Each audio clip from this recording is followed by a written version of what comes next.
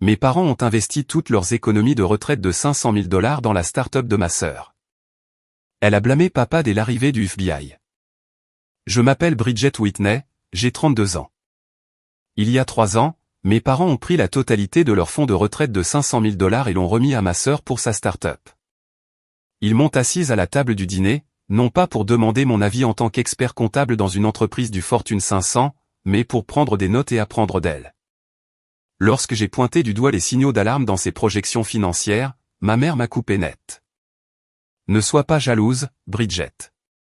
Tu ne comprends tout simplement rien aux affaires. 3 ans plus tard, lors du dîner de Thanksgiving, devant 30 invités, des agents du FBI ont franchi notre porte d'entrée avec des menottes. Et les premiers mots que ma sœur a criés alors qu'ils l'arrêtaient furent « C'était l'idée de papa ». Avant de vous raconter la suite, prenez un moment pour liker et vous abonner, mais seulement si cette histoire résonne en vous. Laissez un commentaire pour me dire d'où vous regardez cette vidéo et quelle heure il est chez vous. Cette histoire commence par une vérité simple que j'ai apprise trop jeune, dans ma famille, certaines filles naissent pour briller et d'autres pour applaudir. En grandissant chez les Whitney, il y avait 2 types de filles. Il y avait Meredith, magnifique, magnétique, la fille qui entrait dans une pièce et la faisait tourner autour d'elle. Et puis il y avait moi. J'étais celle qui était calme, celle qui lisait des livres dans les coins pendant que Meredith donnait des concerts improvisés aux proches, celle qui avait des notes parfaites pendant que tout le monde interrogeait Meredith sur sa dernière audition. Je ne lui en voulais pas. Pas à ce moment-là. Je supposais simplement que c'était ainsi que fonctionnaient les familles, certaines personnes étaient des stars et d'autres des membres du public. La première fois que j'ai vraiment compris ma place, c'était à ma remise de diplôme de lycée. J'étais la major de promotion. J'avais travaillé 4 ans pour cet honneur, restant debout après minuit, refusant les soirées, me poussant jusqu'à ce que mes yeux brûlent. Quand ils ont appelé mon nom pour faire le discours, j'ai regardé la foule. Les sièges de mes parents étaient vides. Ils sont arrivés avec 20 minutes de retard, se glissant au dernier rang juste au moment où je terminais. L'excuse de maman, Meredith avait un rappel pour une publicité. On ne pouvait pas juste la laisser seule. Meredith avait 21 ans. Elle avait un permis de conduire. Tu comprends, n'est-ce pas, chérie, a dit maman après coup, en redressant ma toque de diplômée comme si cela compensait l'absence. Tu es si indépendante. Tu n'as pas besoin qu'on t'acclame. Meredith est différente. Elle est sensible. J'ai hoché la tête. J'ai souri. Je me suis dit qu'être indépendante était un compliment. Il m'a fallu 15 ans pour réaliser que, indépendante, était juste le mot utilisé par mes parents pour la fille qu'ils ne faisaient pas passer en priorité. Meredith n'était pas plus sensible, elle était simplement plus remarquée. Et dans ma famille, être vue était tout ce qui comptait. Mais à l'époque, je n'avais pas les mots pour le dire. J'avais juste un vide dans la poitrine et une médaille de major que personne dans ma famille n'a jamais demandé à voir. 12 ans plus tard, j'avais construit quelque chose dont j'étais réellement fier. Expert comptable chez Morrison & Hartley, l'un des cabinets financiers les plus respectés de Chicago. Un salaire à 6 chiffres. J'avais travaillé sur des dossiers avec la SEC, aidé à découvrir des fraudes qui avaient fait la une du Wall Street Journal. Mes collègues me respectaient. Mes patrons me confiaient leurs audits les plus complexes. Rien de tout cela n'avait d'importance au dîner du dimanche. Alors, Bridget, a dit mon père en coupant son steak, toujours à faire des trucs avec les chiffres. Je suis expert comptable judiciaire, papa. J'analyse les états financiers, je détecte la fraude, je travaille avec des enquêteurs fédéraux.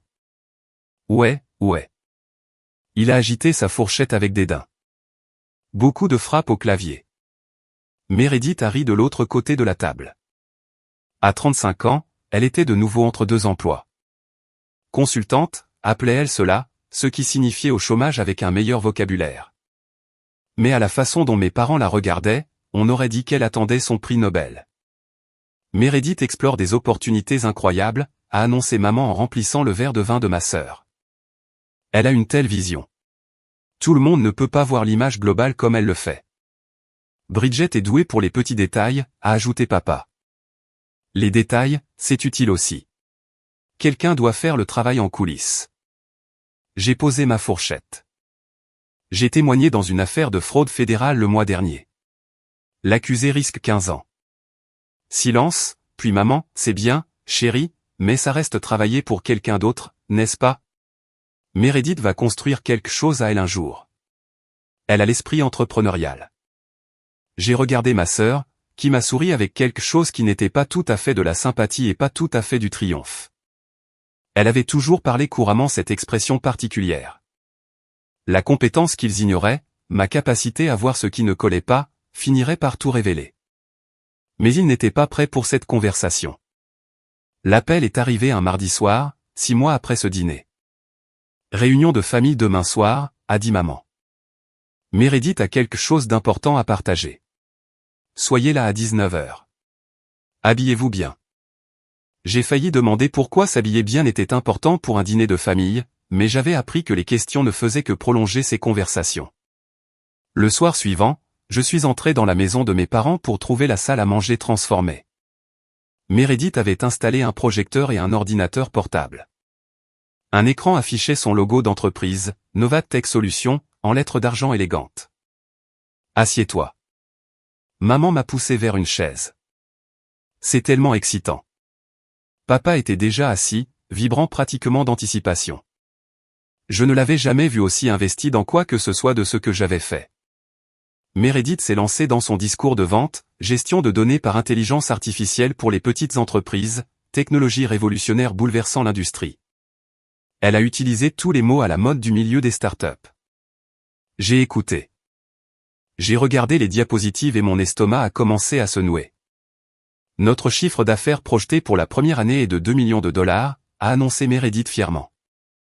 2 millions, sans base de clients existantes, sans produits éprouvés, sans cofondateur technique. Et je suis ravi d'annoncer, a-t-elle poursuivi, la voix tremblante d'une émotion répétée, que maman et papa ont accepté d'être mes premiers investisseurs majeurs. Maman a saisi la main de papa. Nous investissons 500 000 dollars. La pièce a basculé. Ai-je commencé, puis je me suis arrêté. C'est la totalité de votre épargne de retraite. Un investissement dans la famille, a corrigé papa. Meredith va nous rendre tous riches. Meredith rayonnait. J'ai déjà sécurisé l'intérêt d'investisseurs providentiels. Ce n'est que le début. J'ai fixé l'écran du projecteur, des chiffres qui n'avaient aucun sens, quel que soit l'angle sous lequel je les calculais. Et j'ai fait un choix qui allait définir les 3 années suivantes de ma vie. Meredith, ai-je dit prudemment. Tes projections de revenus, sur quoi sont-elles basées? Elle s'est raidie. Des études de marché, des standards de l'industrie. Quelle industrie? Parce que les entreprises SaaS prennent généralement 3 à 5 ans pour. Bridget? La voix de maman était tranchante. Pas ce soir. Je pose juste des questions. Papa, tu mets un demi-million de dollars. Tu ne veux pas voir le modèle d'acquisition client, le taux de combustion? Qui sont ces investisseurs providentiels? Le sourire de Meredith n'a pas vacillé, mais ses yeux sont devenus froids. Tu ne comprendrais pas, Bridget. C'est la culture start-up. Ce n'est pas comme ton petit boulot de comptable. Mon petit boulot de comptable implique d'analyser exactement ce genre de. Ça suffit. Papa s'est levé. Bridget, c'est le moment de ta sœur. Nous ne t'avons pas invité ici pour l'interroger. Je n'interroge pas. Je demande une vérification diligente élémentaire que tout investisseur ferait. Nous ne sommes pas des investisseurs quelconques. Nous sommes la famille. La main de maman a trouvé l'épaule de Meredith. Nous croyons en elle. Pourquoi ne peux-tu pas le faire? La question est restée en suspens comme une accusation. J'ai regardé autour de la table, la posture défensive de mon père, la poigne protectrice de ma mère sur Meredith, le sourire à peine dissimulé de ma sœur. Je crois au fait, ai-je dit doucement. Et ces chiffres ne collent pas. Tu es jalouse, a dit maman comme s'il s'agissait d'un diagnostic. Tu as toujours été jalouse de Meredith. Elle a quelque chose que tu n'as pas, la vision, le charisme, le courage de rêver grand. Et au lieu de la soutenir, tu essaies de la détruire. Meredith a épongé ses yeux avec une serviette. Je voulais juste que nous fêtions cela ensemble, en famille. Papa a passé son bras autour d'elle. Nous fêtons. Bridget, présente tes excuses à ta sœur. Je me suis levé de table. J'espère avoir tort, ai-je dit. vraiment. Mais je n'avais pas tort. Et quelque part dans les yeux de mon père, juste pour un instant, j'ai vu qu'il le savait aussi. Cette nuit-là, je n'ai pas pu dormir. Je suis resté assise à ma table de cuisine jusqu'à 3 heures du matin, écrivant un email qui, je le savais, ne serait probablement pas lu, mais je devais essayer. J'ai tout détaillé, les projections de revenus irréalistes, les références vagues à des investisseurs sans nom, l'absence de budget opérationnel, le fait que Meredith n'avait aucune expérience technique. J'ai joint des articles sur les taux d'échec des startups. J'ai terminé par, s'il vous plaît, engagez au moins un auditeur indépendant avant de transférer l'argent. Je paierai moi-même. Donnez-moi 2 semaines pour vérifier ces affirmations. Je l'ai envoyé à mes 2 parents. 2 semaines ont passé. Rien. J'ai appelé maman. Avez-vous lu mon email? Bridget, c'était très long. En avez-vous lu une partie? Un soupir. Chérie, ton père et moi apprécions ton inquiétude, mais nous avons pris notre décision. L'argent a été transféré hier. Ma poitrine s'est serrée. Hier? Meredith en avait besoin pour une opportunité urgente. Tu sais comment fonctionnent les affaires, il faut agir vite. Non, je savais exactement comment cela fonctionnait. Et ce n'était pas des affaires. C'était un désastre au ralenti. Maman, promets-moi au moins de garder des traces, de tout mettre par écrit. Si quelque chose semble bizarre. Bonne nuit, Bridget. La ligne a coupé. Je suis resté assise dans le noir, le téléphone toujours pressé contre mon oreille, écoutant le silence. Puis j'ai fait quelque chose que je n'avais jamais fait, j'ai créé un dossier sur mon ordinateur intitulé « Novatech ». J'ai enregistré l'email là-dedans, non pas pour dire « je vous l'avais bien dit », plus tard, non pas pour monter un dossier, mais parce que j'avais besoin de preuves pour moi-même que j'avais essayé, que je n'étais pas folle de voir ce que je voyais. 1 an plus tard, j'ai presque cru que j'avais eu tort. À la fête d'anniversaire de maman, Meredith s'est garée dans une BMW blanche étincelante, lunettes de soleil de créateur sur la tête, l'air d'être sortie d'un magazine. Voiture de fonction, a-t-elle annoncé aux proches, en passant la main sur le capot. Enfin, techniquement un leasing, mais Novatech couvre les frais. Tante Margaret a failli se faire quelque chose en se précipitant pour la féliciter. Meredith, tu réussis si bien.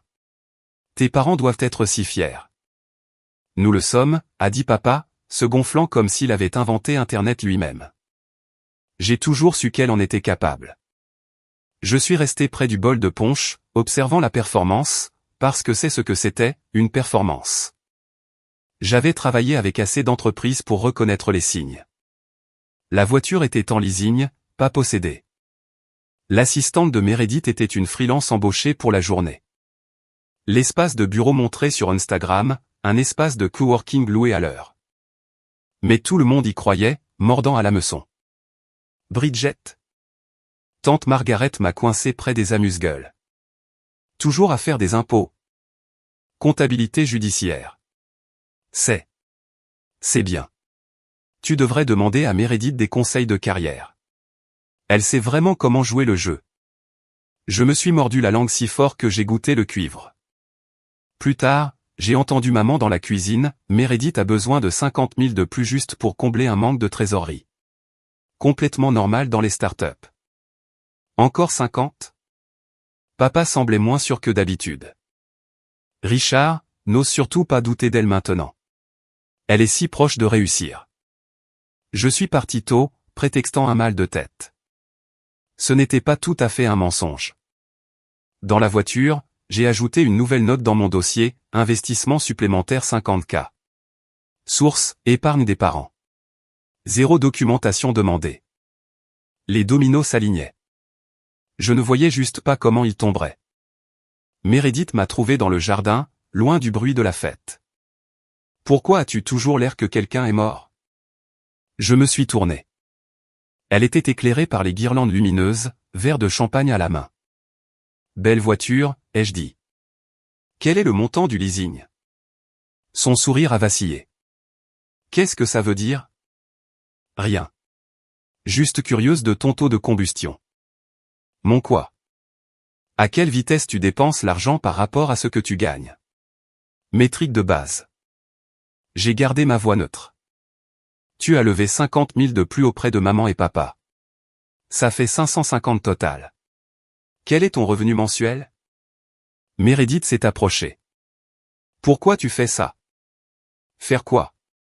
Poser des questions? Essayer de me saboter. Son murmure est devenu venimeux. Tu as toujours été jalouse depuis qu'on était gamine. Tu ne pouvais pas supporter que je sois la jolie, la talentueuse, celle que tout le monde aimait vraiment. Je ne suis pas jalouse, Meredith. Je suis inquiète. De quoi? De savoir où l'argent va vraiment? Pendant une fraction de seconde, quelque chose a basculé dans son expression, de la peur. De la vraie peur. Puis c'était parti. Alors mêle-toi de tes affaires, Bridget. Elle a pointé un doigt vers ma poitrine. Tu n'as aucune idée de ce dont je suis capable. C'est ce qui m'inquiète. Nous sommes restés là, des sœurs qui n'avaient jamais vraiment été amies. La distance entre nous se mesurait en plus qu'en mètres. Tu sais quel est ton problème? La voix de Meredith dégoulinait de dédain. Tu es petite. Tu penses petit. Tu passeras ta vie à vérifier le travail des autres parce que tu n'as pas le courage de créer quoi que ce soit par toi-même. Elle a fini son champagne et est partie. Je l'ai regardée s'éloigner, notant le léger tremblement de ses mains. Les gens confiants ne tremblent pas. Les coupables, si. Mais je n'avais pas de preuves. Pas encore. Et dans ma famille, le soupçon ne signifiait rien sans public pour témoigner de la vérité. En rentrant chez moi, j'ai pris une décision. Je me suis arrêté dans une rue calme et j'ai eu une conversation honnête avec moi-même. Quelles étaient mes options? Continuer à pousser, avertir, être renvoyé comme la petite sœur jalouse? J'avais envoyé l'email. J'avais posé les questions. J'avais fait tout ce qui était en mon pouvoir, hormis engager un détective. Et même là, quel crime pouvais-je prouver? Les mauvaises décisions ne sont pas illégales. Mentir à ses parents n'est pas une fraude. La dure réalité était que mes parents étaient adultes. Ils avaient fait leur choix. Et à chaque fois que j'essayais d'intervenir, je devenais la méchante de l'histoire. J'ai pensé à ce que mon grand-père disait souvent, Harold Whitney, le père de papa, la seule personne de ma famille qui m'avait vraiment vu. Bridget, certaines leçons ne peuvent être enseignées. Elles doivent être vécues. Ton travail n'est pas de sauver les gens d'eux-mêmes. Ton travail est de t'assurer que tu n'es pas dans la zone d'explosion quand ils apprennent enfin. Il était mort depuis 4 ans. Il me manquait chaque jour. J'ai pris mon téléphone et j'ai appelé mon père. Bridget, il est tard. Je sais. Je voulais juste dire que si Meredith a besoin de plus d'argent, ne me demande pas. Je ne participerai pas. Silence. Je ne dis pas ça pour être cruel. Je vous aime, maman et toi, mais je ne peux pas cautionner quelque chose en quoi je ne crois pas. Tu n'as jamais eu l'esprit de famille. Sa voix était glaciale. L'esprit de famille n'est pas une loyauté aveugle, papa. C'est l'honnêteté, même quand c'est inconfortable. Bonne nuit. Il a raccroché. Je suis resté assise dans ma voiture dans le noir et j'ai laissé le poids de tout cela m'envahir. Je ne quittais pas ma famille. Je refusais juste de me noyer avec eux. Parfois, c'est la chose la plus courageuse que l'on puisse faire. Le silence a commencé lentement.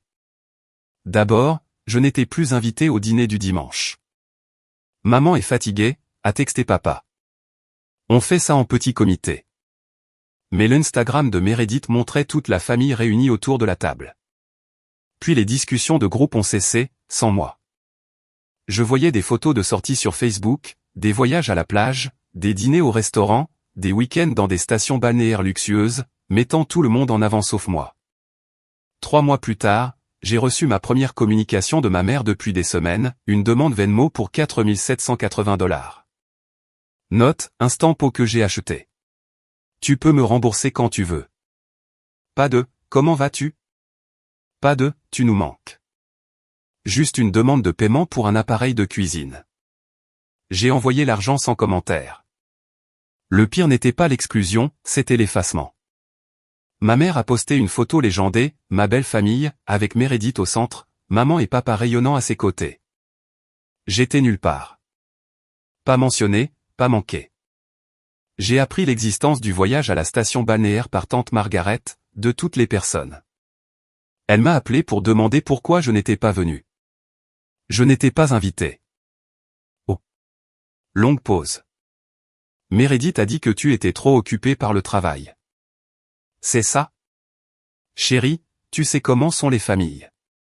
Tout le monde s'occupe. Je suis sûr que ce n'était pas intentionnel. Mais c'était intentionnel.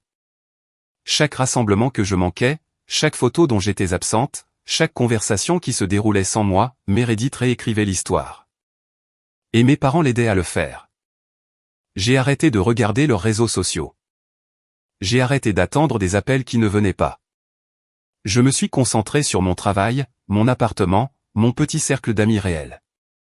Et je me disais que j'allais bien. La plupart du temps, j'y croyais. Mais tard la nuit, parfois, je me demandais, comment fait-on le deuil d'une famille qui est toujours en vie, mais qui vous a déjà enterré? Je dois marquer une pause ici et vous demander quelque chose. Avez-vous déjà eu l'impression d'être une étrangère dans votre propre famille? D'être juste là, mais d'être invisible? Si c'est le cas, dites-le moi en commentaire. Qu'avez-vous fait? Avez-vous continué à essayer ou avez-vous pris du recul comme moi? Et si cette histoire vous touche, cliquez sur le bouton « J'aime ». Faites-moi savoir que je ne suis pas seul. Revenons à ce qui s'est passé ensuite, car le silence allait être rompu d'une manière à laquelle aucun d'entre nous ne s'attendait. 2 ans après l'investissement, j'ai reçu un appel inattendu. Mademoiselle Bridget Whitney? La voix était formelle, âgée. Ici Théodore Marsh, avocat. J'ai représenté la succession de votre grand-père Harold. J'ai failli lâcher mon café. Monsieur Marsh, c'était il y a des années. En effet, 4 ans depuis le décès d'Harold. Je m'excuse pour le retard, mais j'ai reçu des instructions spécifiques. Des instructions? Votre grand-père a laissé certains documents avec moi, une disposition supplémentaire à son testament. Il m'a demandé de vous la remettre personnellement quand, je cite, le moment sera venu. J'ai serré le téléphone. Qu'est-ce que cela signifie? Comment sauriez-vous quand le moment est venu? Honnêtement, mademoiselle Whitney, je n'en étais pas certain moi-même, mais Harold était un homme sage. Et pardonnez ma franchise, quand les choses s'effondreront pour les parents de Bridget, elle aura besoin de savoir qu'elle n'était pas folle. Et elle aura besoin de quelque chose de solide sur lequel s'appuyer. Ma gorge s'est nouée. Même depuis l'au-delà, grand-père Harold me voyait. Les choses s'effondrent-elles, mademoiselle Whitney? Pas encore, ai-je dit, mais je pense que cela pourrait arriver bientôt. Alors je resterai en contact. Votre grand-père avait une foi immense en vous, vous savez. Il m'a dit un jour, Bridget est la seule dans cette famille qui sait faire la différence entre ce qui est réel et ce qui n'est que du vernis. Je n'ai pas pu parler pendant un moment. Merci, monsieur Marsh. Ne me remerciez pas, remerciez Harold. Il savait toujours ce qu'il faisait. Après avoir raccroché, je suis resté assise avec mon café froid et j'ai pleuré. Non pas de tristesse, mais du soulagement immense d'être vu par quelqu'un qui n'était même plus là. 1 mois plus tard, j'ai croisé l'agent Carla Reyes à une conférence sur les crimes financiers. Elle m'a reconnu avant que je ne la reconnaisse. Bridget Whitney, Morrison et Hartley, n'est-ce pas? Je me suis retourné pour trouver une femme aux traits fins en blazer bleu marine, badge du FBI visible à la hanche. Il m'a fallu un instant pour la situer. Agent Reyes, l'affaire Thornton Security? Vous vous souvenez? Elle a souri. Vous nous avez quasiment remis cette condamnation. Votre analyse des transactions de sociétés écrans était un manuel d'école. J'ai juste suivi les chiffres. C'est exactement pour ça que vous êtes doué. Elle a incliné la tête. Toujours dans le médico-légal tous les jours? Bien. Nous avons besoin de plus de personnes capables de lire un bilan comptable. Elle a fouillé dans sa poche et m'a remis une carte de visite, sceau officiel du FBI. Quel genre d'inhabituel? Le genre qui vous empêche de dormir. Son regard était complice. Je fais ce métier depuis 15 ans. On apprend à reconnaître quand quelqu'un porte quelque chose de lourd, et vous avez l'air d'en porter un peu. J'ai failli lui dire, là, dans cette salle de conférence avec 300 personnes autour.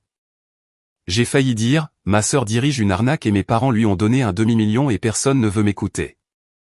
Mais je ne l'ai pas fait. Juste du stress au travail, ai-je dit. Bien sûr. Elle n'a pas insisté. Mais si ce stress a un nom et un montant en dollars, vous savez où me trouver. J'ai glissé la carte dans mon portefeuille, derrière mon permis de conduire. Je me suis dit que je ne l'utiliserai jamais. C'est drôle comme les choses que nous nous disons sont rarement vraies. 3 ans après que mes parents ont écrit ce chèque, mon téléphone a vibré un mardi après-midi. Bridget. La voix de maman était vive, trop vive. Je t'appelle pour Thanksgiving. J'ai failli ne pas répondre. Notre dernière conversation remontait à 4 mois, et uniquement parce que je lui avais envoyé un message pour son anniversaire. Quoi à ce sujet? Nous organisons une grande réception cette année, 30 personnes, la famille, des amis, les Henderson d'à côté. Meredith a une annonce spéciale et nous voulons que tout le monde soit là. Une autre annonce. Une autre chance pour Meredith de briller pendant que je resterai dans l'ombre. Je ne sais pas, maman. Le travail a été. Bridget. Sa voix s'est durcie. Tu seras là. C'est important pour ta sœur, pour nous tous. Quels que soient les problèmes que nous avons eus, nous sommes toujours une famille. Quand même, j'avais envie de rire. La famille. Ce mot signifiait quelque chose de très différent pour moi. À quelle heure? 16 heures. Porte quelque chose de joli. Et Bridget. Elle a fait une pause. Essaie d'être encourageante cette fois. Pas de négativité. Pas de négativité.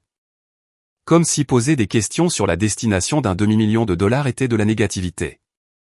Je serai là, ai-je dit. Après avoir raccroché, je suis resté assise à mon bureau à fixer le vide. 3 ans. Pendant ce temps, j'avais été promu 2 fois, acheté mon propre condo, construit une vie totalement séparée de cette famille qui ne voulait pas de moi. J'avais appris à arrêter de vérifier les réseaux sociaux de Meredith, à arrêter de me demander ce qu'il disait sur moi lors de dîners où je n'étais pas invité. Mais une part de moi, la petite fille qui cherchait le visage de ses parents dans la foule d'une remise de diplôme, cette part espérait toujours. Peut-être que les choses avaient changé. Peut-être que cette invitation signifiait quelque chose. J'ai choisi une robe bleu marine, conservatrice, professionnelle. Je n'avais aucune idée que je m'habillais pour un enterrement. Je suis arrivé 15 minutes en avance. Ma première erreur. Oh, bien, tu es là. Maman m'a lancé un tablier avant même que je puisse enlever mon manteau. Aide-moi avec les amuse-gueules, et le coin boisson doit être préparé. J'ai regardé le tablier. Il avait des dindes de dessin animé et disait « Gobble till you wobble, gloutonne jusqu'à ce que tu chancelles ». Où est Meredith? Elle se repose en haut. Elle a tellement travaillé sur sa présentation. Nous devons la laisser conserver son énergie. Bien sûr. J'ai passé l'heure suivante à arranger des plateaux de fromage, remplir des seaux à glace et saluer les invités à la porte comme du personnel embauché. Tante Margaret, oncle Thomas, 3 groupes de cousins que je reconnaissais à peine, les Henderson qui m'avaient vu grandir et qui me regardaient maintenant comme s'ils n'arrivaient pas tout à fait à se souvenir de mon nom. Au moment où Meredith a fait son entrée, le salon était plein. Elle a descendu l'escalier comme une star de cinéma. Robe rouge, maquillage professionnel, talons qui coûtaient probablement plus cher que mon paiement de voiture mensuel. Tout le monde s'est tourné. Tout le monde a applaudi. Ma mère a réellement essuyé une larme. N'est-elle pas merveilleuse, a chuchoté maman à Madame Henderson. C'est mon entrepreneuse. Je suis resté près du bol de punch dans ma robe bleu marine et mon tablier de dinde, pichet de limonade en main. Tante Margaret s'est faufilée près de moi. Bridget, toujours à faire. Qu'est-ce que tu fais déjà? Comptabilité judiciaire. Ouais. Les chiffres. Elle a agité la main avec dédain. Tu sais, tu pourrais apprendre une ou 2 choses de ta sœur. Elle a cette étincelle, cette ambition. De l'autre côté de la pièce, Meredith a croisé mon regard. Elle a levé son verre de champagne vers moi avec un sourire qui disait exactement ce qu'elle pensait de moi. J'ai souri en retour et j'ai fait une promesse silencieuse, quoi qu'il arrive ce soir, c'était la dernière fois que je resterais dans cette pièce en me sentant petite. Papa a demandé l'attention de tout juste avant de s'asseoir pour manger. Avant de dire les grâces, a-t-il annoncé en se tenant au bout de la table, je veux porter un toast à la famille, au succès, et à ma fille Meredith, qui a prouvé que les Whitney savent rêver grand. Des applaudissements ont traversé la pièce. 30 personnes, coupe de champagne levée. Il y a 3 ans, Patricia et moi avons fait le meilleur investissement de notre vie, 500 000 $ dans Novatech Solutions, a-t-il rayonné vers Meredith, et je suis fier de dire que cela porte ses fruits au-delà de nos rêves les plus fous. Je suis resté figé près du buffet, tenant toujours la saucière. Maintenant, je ne veux pas oublier notre autre fille. Papa s'est tourné vers moi et la chaleur s'est drainée de sa voix. Bridget, nous espérons qu'un jour tu apprendras de ta sœur. Peut-être prendre quelques notes, comprendre comment arrêter de travailler pour les autres et construire réellement quelque chose à toi. Rire. 30 personnes qui rient. Après tout, a continué papa, encouragé par la réponse, quelqu'un doit être l'ouvrière pendant que le reste d'entre nous voit grand, hein Bridget? Plus de rire. Oncle Thomas s'est tapé sur la cuisse.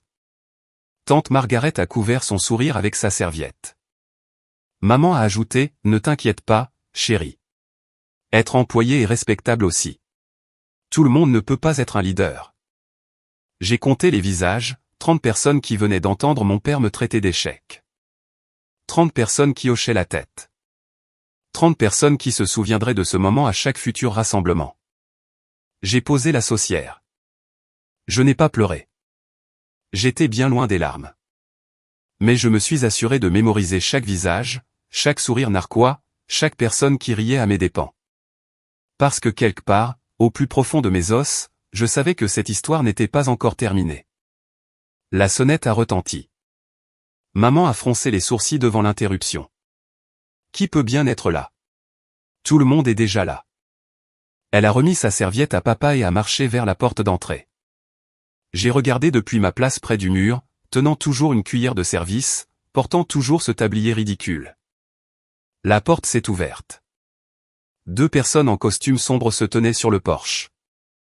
La femme devant a levé un badge. Madame Whitney, je suis l'agent spécial Carla Reyes, FBI. Voici l'agent Morrison. Pouvons-nous entrer?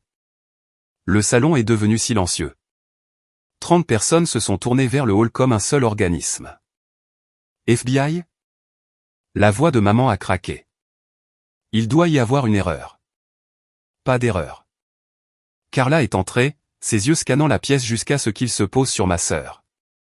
Nous cherchons Meredith Whitney. La couleur s'est drainée du visage de Meredith. Elle est restée figée dans sa robe rouge, verre de champagne toujours à la main. Qu'est-ce que c'est que ça? Papa s'est avancé. Ceci est une réunion de famille privée. Meredith Whitney, la voix de Carla a coupé ses rodomontades. Vous êtes en état d'arrestation pour fraude sur les valeurs mobilières et fraude électronique en lien avec Novatech Solutions. Vous avez le droit de garder le silence. Tout ce que vous direz pourra et sera utilisé contre vous devant un tribunal. L'agent Morrison s'est dirigé vers Meredith avec des menottes. La pièce a explosé en exclamations, chuchotements. Quelqu'un a fait tomber une coupe de vin. Et à travers tout cela, les yeux de Carla ont trouvé les miens à travers la pièce. Elle m'a fait un tout petit signe de tête. Pas de conspiration et je ne l'avais pas appelée, je n'avais rien signalé, juste de la reconnaissance. Une professionnelle en reconnaissant une autre. Je suis resté très immobile, tablier de dinde et tout, et j'ai regardé le monde soigneusement construit de ma famille commencer à s'effondrer. Meredith a crié. Ce n'était pas un son que je l'avais jamais entendu faire auparavant. Cru, primal, le cri de quelqu'un qui vient de réaliser qu'il n'y avait plus nulle part où fuir. Non. Meredith s'est débattue alors que l'agent Morrison fixait les menottes. Vous ne pouvez pas faire ça. Je n'ai rien fait de mal. C'était l'idée de papa. La pièce est devenue absolument immobile. Le visage de papa est devenu gris. Papa m'a dit de le faire. Meredith sanglotait maintenant, le mascara coulant sur son visage. Il a dit que si on truquait les rapports des investisseurs, on pourrait obtenir plus de financement. Il a dit que personne ne vérifierait jamais. Il m'a aidé à écrire les fausses données financières. Meredith. La voix de papa n'était qu'un murmure. Arrête de parler. Tu avais promis de me protéger. Elle s'est jetée vers lui, les menottes entrechoquant. Tu as dit que c'était juste de la comptabilité créative. Tu as dit que tout le monde faisait ça. Maman a saisi le dossier d'une chaise, vacillant. Richard, qu'est-ce qu'elle dit? Patricia, je peux expliquer. Tu savais? La voix de maman a monté en un cri. Tu savais et tu ne me l'as pas dit? Ce n'était pas censé. Les investisseurs n'étaient jamais censés découvrir. Maman s'est effondrée. 3 personnes se sont précipitées pour la rattraper. Madame Henderson a crié pour de l'eau. Oncle Thomas a sorti son téléphone pour appeler le 911. Dans le chaos, Carla a continué à lire ses droits à Meredith, sa voix stable et professionnelle sur fond d'implosion familiale. Je n'ai pas bougé. J'ai regardé mon père essayer de ranimer ma mère. J'ai regardé ma sœur être conduite vers la porte, criant encore des accusations. J'ai regardé 30 personnes assister à la destruction de tout ce sur quoi mes parents avaient bâti leur identité. Et je n'ai rien ressenti. Pas de satisfaction, pas de justification, juste un vide creux là où la colère se trouvait autrefois. Ce n'était pas une victoire. C'était regarder un incendie de maison depuis la pelouse, sachant que vous aviez essayé de les prévenir au sujet du câblage défectueux, sachant qu'ils vous avaient traité de folle pour avoir senti la fumée. Les secouristes ont examiné maman, juste une perte de connaissance, aucun dommage durable. Elle était assise sur le canapé avec une couverture sur les épaules, paraissant 20 ans plus vieille qu'il y a 1 heure. L'agent Carla m'a prise à part près de la porte d'entrée. Je veux clarifier une chose, a-t-elle dit doucement. Vous n'avez pas causé cela. Je sais. L'enquête vient d'investisseurs externes. Ils ont engagé des auditeurs indépendants il y a 6 mois après des incohérences dans les rapports trimestriels. Votre sœur détournait de l'argent près de 2,3 millions de plusieurs investisseurs. Le demi-million de vos parents n'était que le début. 2,3 millions? Mon estomac s'est retourné. L'implication de votre père. Carla a hésité. Nous allons enquêter là-dessus. Mais Bridget, le point que je veux faire est que vous n'avez rien à voir avec cette descente. Je vous ai reconnu de la conférence, mais c'est une coïncidence. Les gens vont penser que je l'ai dénoncé. Laissez-les penser ce qu'ils veulent. Vous connaissez la vérité. Elle a jeté un œil aux invités en état de choc. Pour ce que ça vaut, s'ils vous avaient écouté il y a 3 ans, cela aurait pu s'arrêter à 500 000 de pertes familiales au lieu d'inculpation fédérale et de prison. Elle m'a tendu une carte, pas sa carte du FBI, mais un numéro de service aux victimes. Vos parents pourraient en avoir besoin. Ils vont probablement tout perdre dans les poursuites civiles. J'ai pris la carte engourdie. Avant de partir, Carla s'est retournée. Votre grand-père, Harold Whitney, il a été mentionné dans certaines de nos recherches. Une personne droite d'après ce que nous avons trouvé. Il aurait été fier de vous. Puis elle est partie. Et je suis resté debout dans le hall de mes parents, tenant une carte de service aux victimes, portant un tablier de dinde, écoutant ma mère sangloter dans la pièce d'à côté. Voilà à quoi ressemblait la vérité. Ce n'était pas joli. Les invités se sont enfuis comme si la maison était en feu. Tante Margaret n'a même pas dit au revoir. Les Henderson ont pratiquement couru vers leur voiture. En 30 minutes, le salon qui avait contenu 30 personnes était vide, sauf pour la famille. Papa m'a trouvé dans la cuisine où je m'étais retiré pour enlever ce tablier ridicule. Bridget. Sa voix était rauque. J'ai besoin de ton aide. J'ai plié le tablier soigneusement, je l'ai posé sur le comptoir. Tu es doué avec les finances. Tu pourrais témoigner. Dis-leur que je ne savais pas ce que Meredith faisait. Dis-leur que je suis juste un retraité qui a fait confiance à sa fille. J'ai regardé mon père. Je l'ai vraiment regardé. L'homme qui m'avait traité d'ouvrière, qui avait fait rire 30 personnes à mes dépens, qui avait ignoré mes avertissements parce qu'il venait de la mauvaise fille. Papa, tu savais. Je ne savais pas. Tu l'as aidé à écrire les rapports. Elle l'a dit. Elle panique. Elle ne sait pas ce qu'elle dit. J'ai un email. Les mots sont sortis plats. Il y a 3 ans, je vous ai envoyé, à maman et toi, une analyse détaillée de tout ce qui n'allait pas dans les comptes de Novatech. Tu l'as lu. Son visage est devenu pâle. Ça ne prouve pas. Je ne vais pas témoigner contre toi. J'ai pris mon sac à main. Mais je ne vais pas mentir pour toi non plus. C'est ta famille. Oui. J'ai rencontré ses yeux. Et les familles ne demandent pas aux uns et aux autres de commettre un parjure. Bridget, s'il te plaît. Tu m'as appris à être honnête, papa. Tu te souviens quand j'avais 8 ans et que j'ai menti sur le vase cassé? Tu m'as privé de sortie pendant un mois parce que les Whitney disent la vérité. Il n'avait aucune réponse à cela. Les Whitney disent la vérité, ai-je répété. Ou au moins une d'entre eux le fait. Je suis passé devant lui, à travers le salon où ma mère était assise en pleurant, et je suis sorti. Je ne me suis pas retourné. J'étais presque à ma voiture quand j'ai entendu des pas derrière moi. Bridget, attends. Tante Margaret se tenait dans l'allée, les bras croisés contre le froid de novembre. Elle avait l'air plus petite que ce que je n'avais jamais vu. Je voulais dire, elle a hésité. Je suis désolé. Je me suis arrêté, clé en main. Pourquoi exactement? Pour tout? Pour ne pas avoir vu? Elle a pris une respiration tremblante. Pour avoir ri quand ton père. Quand il a dit ces choses sur toi. Tu as fait plus que rire, tante Margaret. Tu m'as dit d'apprendre de Meredith à plusieurs reprises, pendant plusieurs années. Je sais. Des larmes coulaient sur ses joues. J'avais tort. Nous avions tous tort. J'ai étudié son visage, cherchant la sincérité.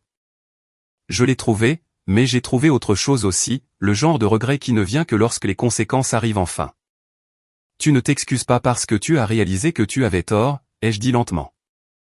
Tu t'excuses parce que tu as enfin vu que Meredith n'était pas qui tu pensais. Elle a tressailli. Bridget, ce n'est pas. C'est bon. J'ai déverrouillé ma voiture. Je ne dis pas ça pour être cruel. Je le dis parce que j'ai passé des années à essayer de faire voir aux gens ce qui était juste devant eux, et personne n'a écouté. Alors, pardonne-moi si je ne saute pas de joie parce que tu es désolé maintenant que le FBI est apparu. Que puis-je faire pour arranger les choses? J'y ai réfléchi.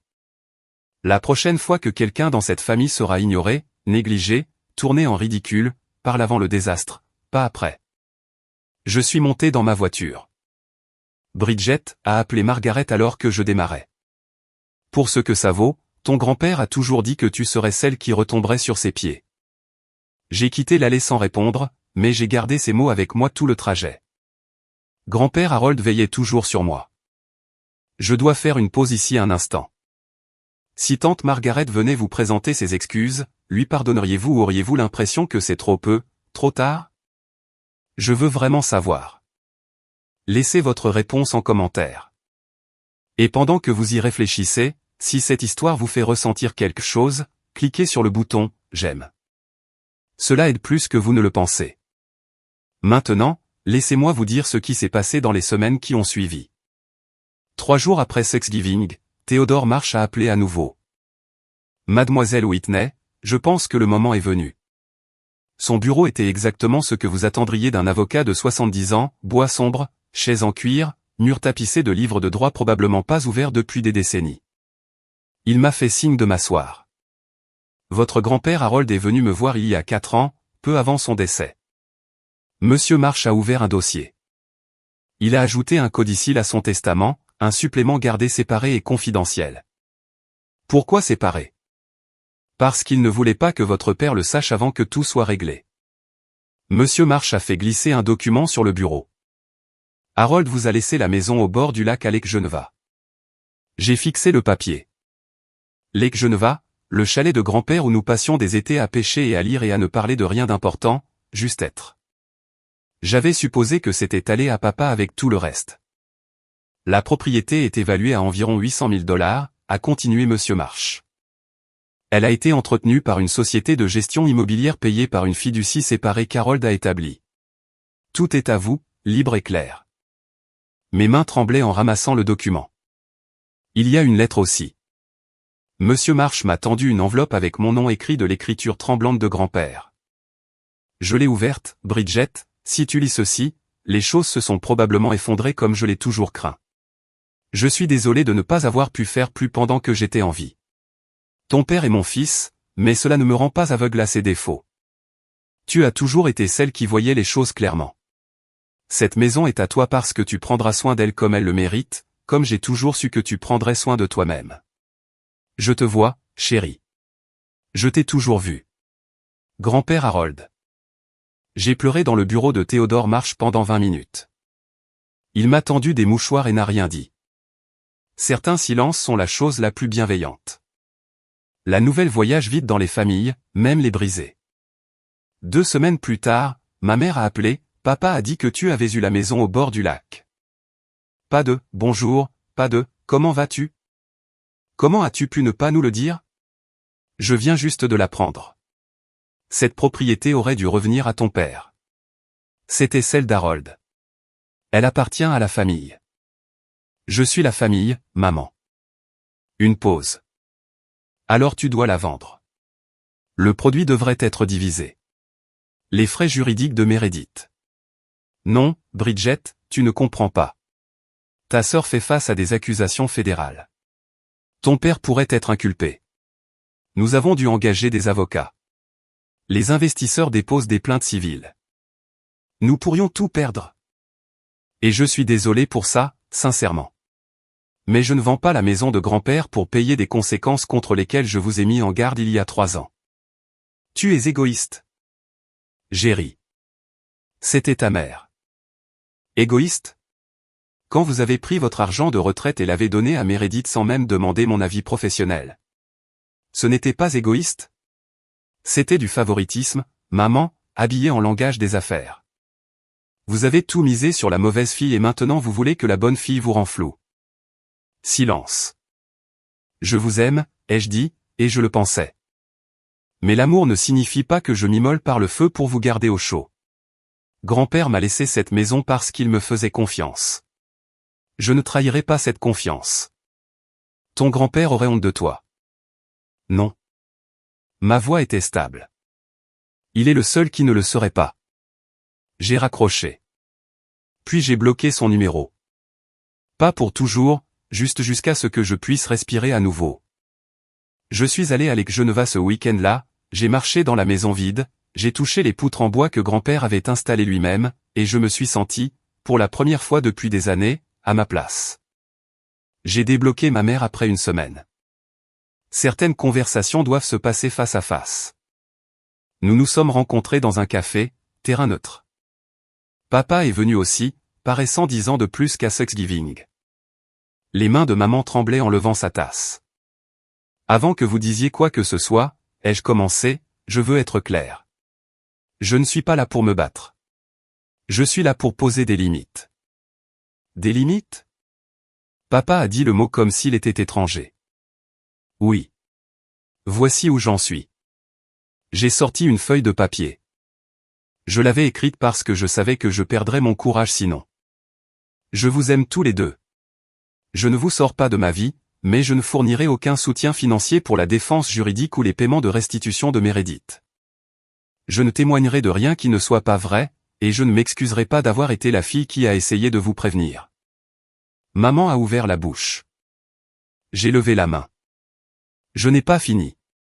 Si vous voulez une relation avec moi à l'avenir, elle doit être basée sur le respect. Pas sur ce que je peux faire pour vous, pas sur le fait de me comparer à Meredith, mais sur le fait de me voir réellement comme une personne. Nous avons toujours, à commencer maman. Vous ne l'avez pas fait, et j'ai passé 32 ans à prétendre que c'était acceptable. J'ai plié le papier. Ce n'est pas acceptable. Ça ne l'a jamais été. Papa a fixé son café. Nous avons vraiment tout gâché, n'est-ce pas? Oui. Ce n'était pas du pardon.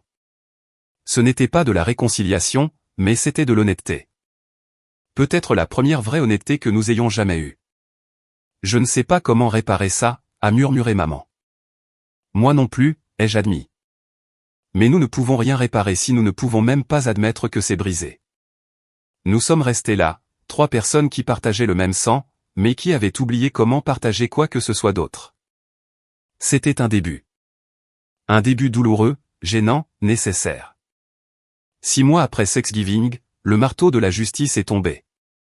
Meredith a plaidé coupable de 3 chefs de fraude électronique et 2 chefs de fraude sur les valeurs mobilières. Le juge n'a montré aucune sympathie pour ses larmes ou ses avocats coûteux, 5 ans de prison fédérale, sans libération conditionnelle. Papa a été inculpé comme co-conspirateur.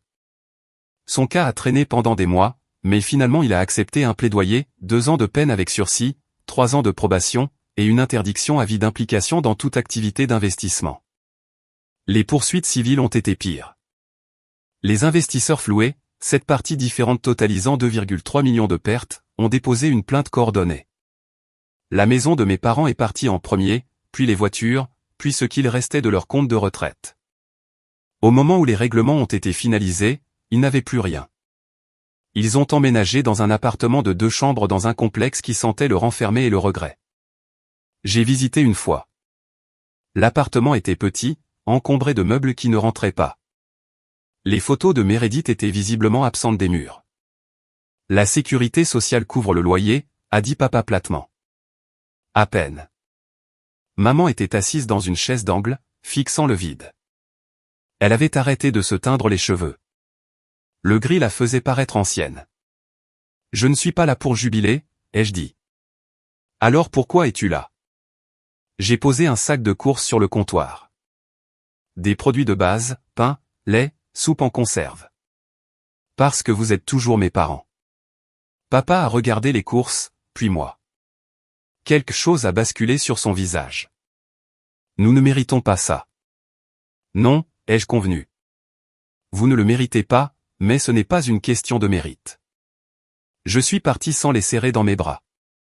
Non pas parce que je ne le voulais pas, mais parce que je n'étais pas prête.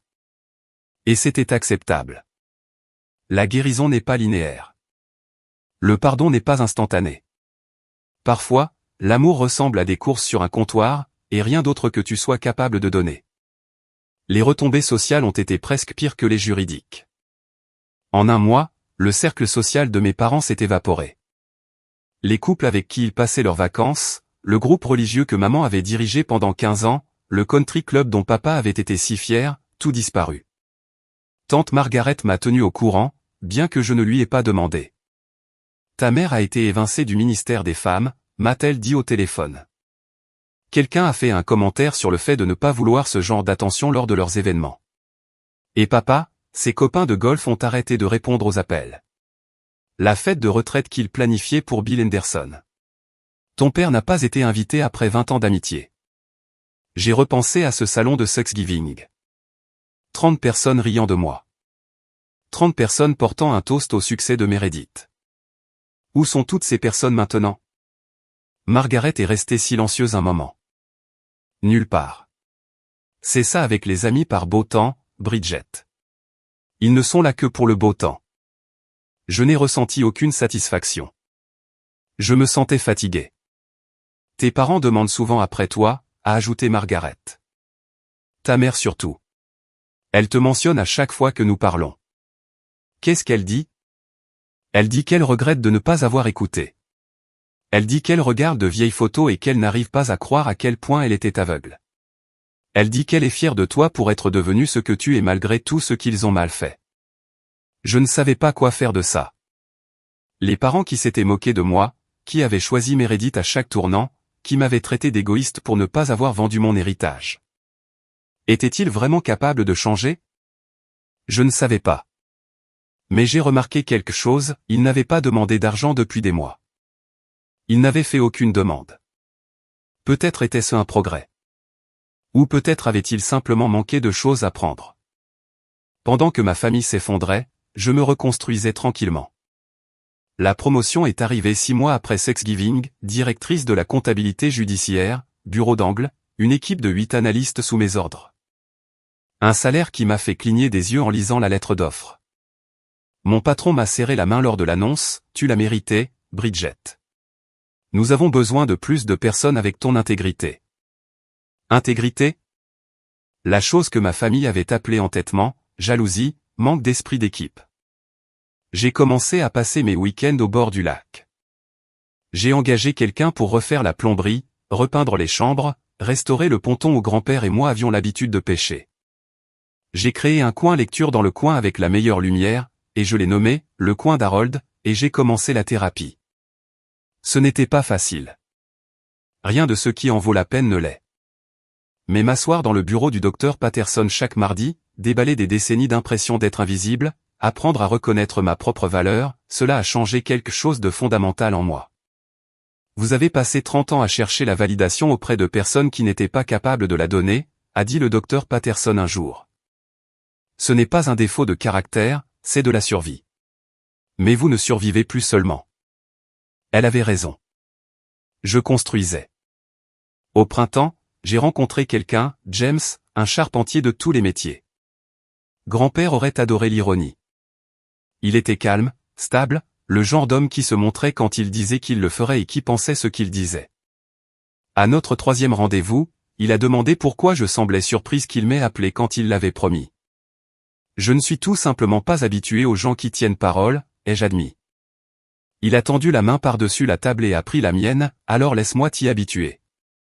Pas de grands gestes, pas de promesses dramatiques, juste de la présence, de la cohérence, les choses dont j'avais été affamé toute ma vie. 1 an après Thanksgiving, mon téléphone a vibré avec un texte d'un numéro débloqué, maman. Peux-tu m'appeler quand tu as un moment? Je n'ai besoin de rien. Je veux juste parler. J'ai fixé ce message pendant 2 heures avant de répondre. L'appel était gênant, long silence, faux départ, mais quelque chose était différent. Je n'appelle pas pour demander de l'argent, a dit maman tout de suite. Je veux que tu saches ça. Ok. Je vais voir un thérapeute. Ton père pense que c'est une perte de temps, elle a ri faiblement, mais je pense que j'avais besoin de quelqu'un pour m'aider à voir ce que je ne pouvais pas voir par moi-même. Et quoi donc? À quel point je t'ai déçu. Sa voix s'est brisée. Je regarde de vieilles photos. Ta remise de diplôme. Je n'étais pas là, Bridget. Le discours de major de ma fille.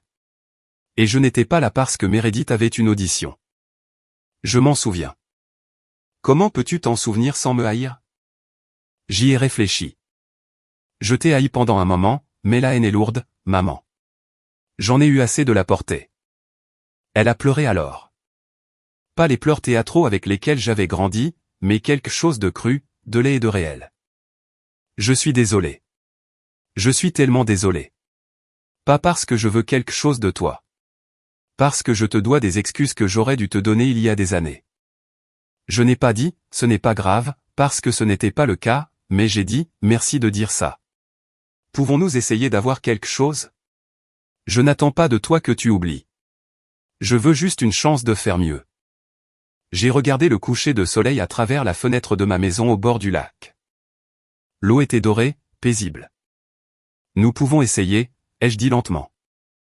Ce n'était pas du pardon. Ce n'était même pas de la confiance, mais c'était une porte laissée légèrement entr'ouverte. Cela devrait suffire pour le moment. 18 mois après l'arrestation, j'ai conduit jusqu'au camp de prison fédéral d'Alderson en Virginie occidentale. Je ne sais pas ce qui m'a poussé à y aller. La curiosité, peut-être, ou le besoin de clôture que la thérapie me disait que je méritais, ou peut-être juste le simple fait que, malgré tout, Meredith était toujours ma sœur. Le parloir était éclairé par des néons et déprimants. Meredith est entrée en traînant les pieds, portant une tenue kaki, sans maquillage, les cheveux tirés en une queue de cheval molle. Elle ne ressemblait en rien à la femme en robe rouge qui avait descendu les escaliers de mes parents. Pourquoi es-tu là? Pas de préambule. La même vieille Meredith. Je ne sais pas, ai-je admis. J'avais juste besoin de te voir. Elle s'est assise en face de moi, les mains à plat sur la table. Venue jubiler? Non. Menteuse. Meredith, si je voulais jubiler, je serais venue il y a 18 mois. Je suis ici parce que j'ai une question. Elle a haussé un sourcil. Était-ce vraiment l'idée de papa, ou l'as-tu dit parce que tu avais peur? Pendant un long moment, elle n'a pas répondu. Puis lentement, le masque s'est fissuré. Les deux. Sa voix n'était qu'un murmure. Il m'a encouragé. Il a aidé avec les rapports, mais c'est moi qui ai fait le choix. J'ai signé les documents. J'ai pris l'argent. Elle a regardé ses mains. Je ne suis pas une victime, Bridget. Je suis juste une personne qui s'est fait prendre. C'est la première chose honnête que tu m'as jamais dite. Elle a ri amèrement. La prison donne beaucoup de temps pour penser. Que penses-tu de la façon dont j'ai fini ici? Comment j'ai passé ma vie à faire de la performance sans jamais être rien de réel?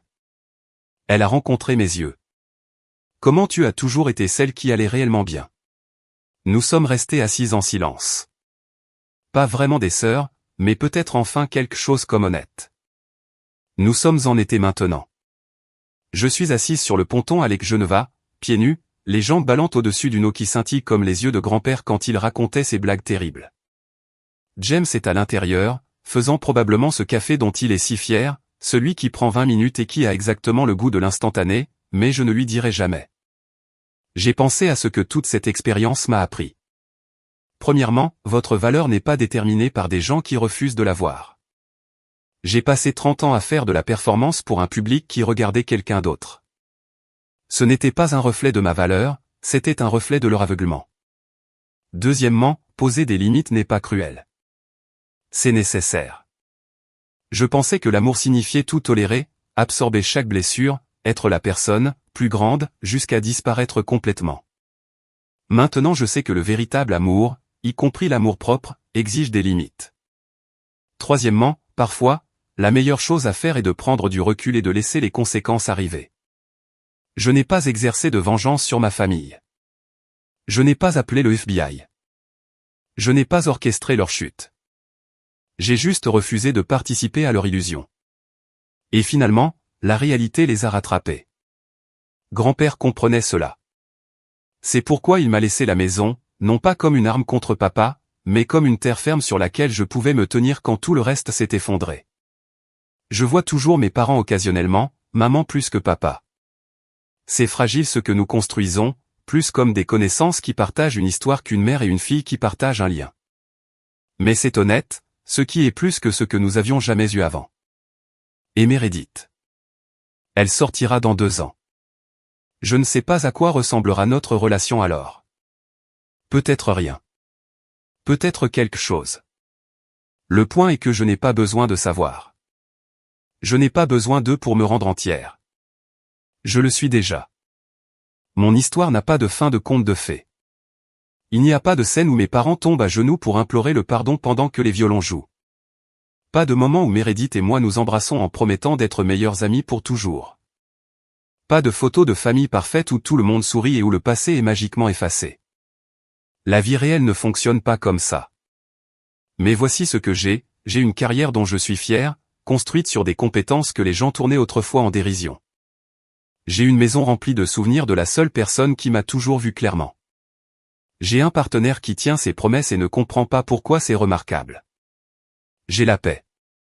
Mes limites ressemblent à ceci maintenant, j'aime ma famille à distance. Je me montre quand je peux, j'aide quand cela ne me nuit pas, et je protège ma paix avant tout. Je ne les hais pas. La haine demande trop d'énergie.